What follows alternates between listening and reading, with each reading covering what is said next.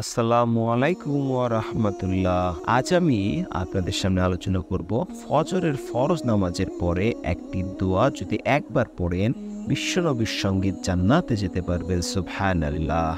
তাই অনুরোধ করছি ছোট্ট ভিডিওটি সম্পূর্ণ দেখার, এবং যারা এখনো আমার চ্যানেলটি সাবস্ক্রাইব করেননি তারা অবশ্যই ভিডিওতে একটি লাইক দিয়ে চ্যানেলটি সাবস্ক্রাইব করে পাশে থাকা বেল আইকনটি অন করে দিবেন, যাতে করে এরকম আমলের ভিডিওগুলো সবার আগে আপনার কাছে পৌঁছে যায়। চলুন ভিডিওটি সম্পূর্ণ দেখি আমলের উদ্দেশ্যে। নামাজ ইসলামের অন্যতম স্তম্ভ। 5 ওয়াক্ত নামাজ ওই প্রত্যেক মুসলমানের জন্য ফরজ। প্রত্যেক ওয়াক্ত নামাজের আল্লাহ তাআলা বিশেষ কিছু ফজিলত দিয়েছেন। এর মধ্যে অন্যতম ফজরের সালাত। নামাজ কায়েম করো সূর্য ঢলে পড়ার পর থেকে রাতের অন্ধকার পর্যন্ত, এবং কায়েম করো ফজরের নামাজ। নিশ্চয় ফজরের নামাজ উপস্থিতির সময়।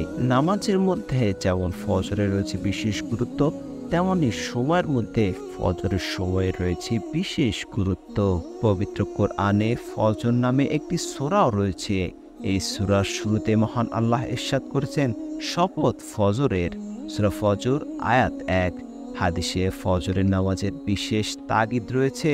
জুনদুব ইবনে আব্দুল্লাহ রাদিয়াল্লাহু থেকে বর্ণিত, মহানবী সাল্লাল্লাহু আলাইহি সাল্লাম ইরশাদ করেছেন, যে ব্যক্তি ফজরের নামাজ পড়বে সে আল্লাহর জিম্মায় থাকবে। মুসলিম শরীফের একটি হাদিস নাম্বার 657। অন্য হাদিসে ফজরের নামাজ আদায়কারীকে জান্নাতি মানুষ হিসেবে আখ্যায়িত করা হয়েছে। আবু মুসা আশআরী রাদিয়াল্লাহু থেকে বর্ণিত, রাসূল সাল্লাল্লাহু আলাইহি সাল্লাম ইরশাদ করেছেন, যে ব্যক্তি দুটি শীতল সময়ে নামাজ আদায় করবে সে জান্নাতে প্রবেশ করবে। বুখারী ও মুসলিম শরীফের একটি হাদিস। ফজরের নামাজে দাঁড়ানো সারা রাত দাঁড়িয়ে নামাজ পড়ার সমান। যে ব্যক্তি জামাতের সাথে এশার নামাজ আদায় করলো সে যেন অর্ধেক রাত জেগে নামাজ পড়লো। আর যে ব্যক্তি ফজরের নামাজ জামাতের সাথে পড়লো সে যেন পুরো রাত জেগে নামাজ পড়লো। মুসলিম শরীফের একটি হাদিস। যে ব্যক্তি ফজরের নামাজ পড়বে সে আল্লাহর জিম্মায় থাকবে। মুসলিম শরীফের একটি হাদিস।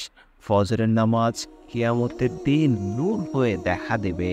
যারা রাতের আধারে মসজিদের দিকে হেঁটে যায় তাদেরকে কিয়ামতের দিন পরিপূর্ণ নূর প্রাপ্তির সুসংবাদ দাও।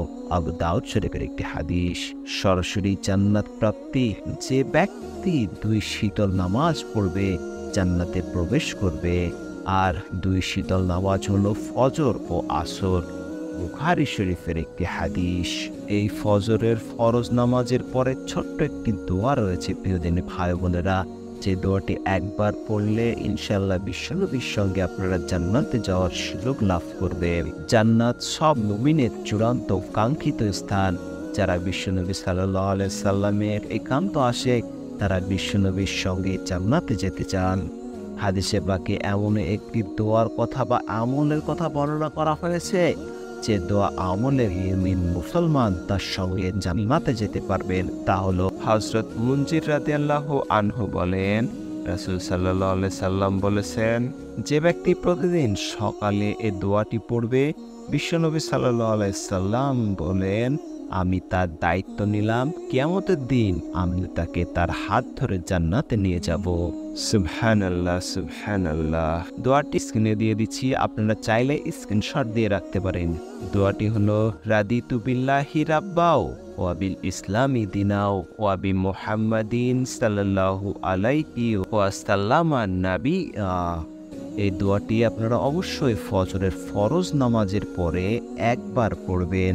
এই দোয়াটির অর্থ হলো, আমি আল্লাহর প্রতি সন্তুষ্ট আমার প্রতিপালক হিসাবে, এবং ইসলামের প্রতি সন্তুষ্ট আমার দিন হিসাবে, এবং মুহাম্মদ সাল্লাল্লাহু আলাইহি ওয়াসাল্লামের প্রতি সন্তুষ্ট আমার নবী হিসাবে। সুতরাং প্রত্যেকটি মুমিন মুসলমানের উচিত হাদিসের নির্দেশনা অনুযায়ী মুমিন বান্দার জন্য বিশ্বনবীর সঙ্গে জান্নাতে যাওয়ার সৌভাগ্য লাভের সহজ এই আমলটি যথাসময়ে আদায় করা। প্রিয় দিনী ভাই বোনেরা, আপনারা অবশ্যই প্রত্যেক দিন ফজরের নামাজের পরে এই দোয়াটি একবার হলেও পাঠ করার চেষ্টা করবেন। আল্লাহ তাআলা মুসলিম উম্মাহকে হাদিসের নির্দেশনা অনুযায়ী ছোট্ট এই দোয়ার আমলটি যথাসময়ে আদায় করার তৌফিক দান করুন। সকলে বলুন আমিন। সকলে ভালো থাকুন, সুস্থ থাকুন। আল্লাহ হাফেজ।